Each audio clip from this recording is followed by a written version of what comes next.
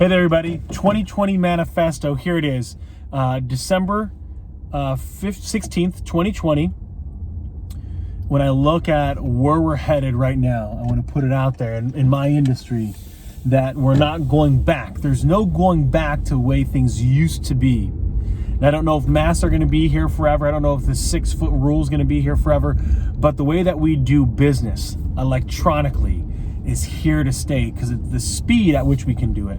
The other thing about running Zoom meetings, Microsoft Teams, Skype, video conference calls is here to stick around. Professionalism is going to be from the waist up, right? So if you're jumping in sometimes with sweatshirts on or t-shirts, that's going to eventually catch up with you.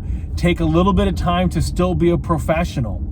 The other thing is that the excuse of like, I'm not very good at this thing is going to be something of the past. If you're going to want to stay relevant and ahead of the game, the quicker that you can adapt to these tools, the better, the faster. If you were to start the business today, in my industry of financial services, the idea of compliance holding you back from marketing in today's traditional in the way things are going from a standpoint of having a website, email marketing, social media. Now, right now in 2020, I would say that that's LinkedIn, Facebook, Instagram, Twitter. Don't know if Snapchat really has a place in our business. Definitely doesn't from a standpoint of TikTok. Although if you run an agency and your culture is fun, having a TikTok channel as an organization might be a fun way to be able to attract, especially if you're recruiting those young college individuals. The next thing to be able to have a look at from a financial services perspective is what value are you giving? When you live in a world where you have all the information at your fingertips, if you're not able to synthesize all of that information and put it into a package that's ideally matched for people to consume. So think of it from a standpoint of what strategies are you giving out? What tips are you giving out? What financial literacy are you doing?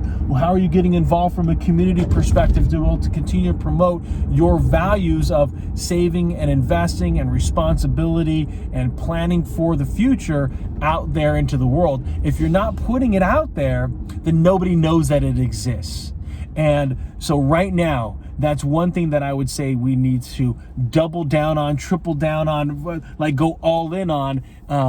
Right now, I've been running a weekly networking event, and that's been powerful. But I find that there's going to need more out of us from a standpoint of educating individuals and really providing that value, and then taking that content that we've created and maybe saving it somewhere, putting it onto YouTube, splicing it up, and putting it into a variety of different channels, and using the excuse of the compliance that I can't get it through is an excuse. It doesn't hold water. So making your compliance team go through the process of looking at every tweet, looking at every post, and making sure that it's approved, it's worth the time and the effort, because ever more now are eyes on these platforms, and it's a way to be able to make you more approachable when it comes to the context of those things. One of the things that comes out is there's an executive of a nonprofit, a large organization here in Houston. They cover the entire 13 counties surrounding the greater Houston area. Almost 7 to 8 million people is what they cover. The executive director says the reason why he wants to work with me is he knows that I'm really well connected. Plus, I stay on top of my industry, and he knows that because he follows me on LinkedIn.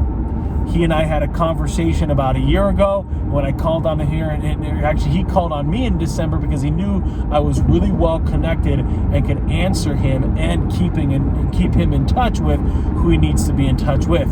So think about that for the context of your own business. Or if you're in my business, my industry, think about what you're doing to stay relevant in front of people, not just constantly asking them to buy, but making sure that they understand that you are a person of value and of a resource. And the only way to be able to showcase that is by being able to have a strategy towards sharing your story online. What are your thoughts? Sherm's out.